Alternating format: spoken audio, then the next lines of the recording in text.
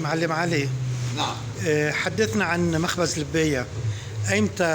أيمتى أسسته ووين؟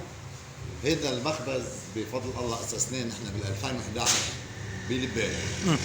اشتغلنا لفترة الحرب هاي، وفلينا من لبنان نتيجة الظروف ونتيجة الحرب، وجينا لعند الرئيس كمال عساف قدم لنا محل، وفينا شغل هون مع اهلنا وناسنا الطيبين.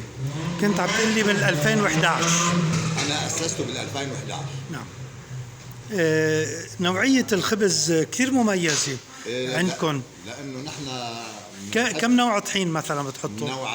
نوعين طحين بلدي، قمح بلدي صافي، ونوع ثاني بركي 135 معروف بالسوق اللبنانية كلها.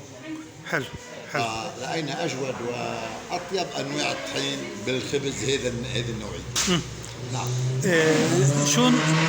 شو انطباع الناس على شغلكم؟ الناس كثير طيبين وتجاوبوا معنا وتأقلموا معنا وقالوا انه كثير الخبز طيب، ولانه هن طيبين لاقوا الخبز كثير طيب، وتعاطينا مع الناس بصورة كثير حلوة وطريقة كثير حلوة، والناس كانت ايجابية. الله يبارك فيك.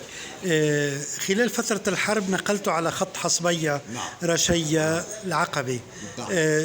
يعني كيف استقبلوكم الناس؟ والله حسينا حالنا بضيعتنا بعدنا، ما زلنا كأنه بقلب الضيعة. الناس طيبين وأوادم ومفضلين. البركة فيكم. نحن بنوجه لكم تحية من منصة حرمون ومن زباين مخبزكم الخبز الطيب من مخبز لبية. الله يخليكم، وإن شاء الله على طول تكونوا بمقدمة العطاء. الله يبارك.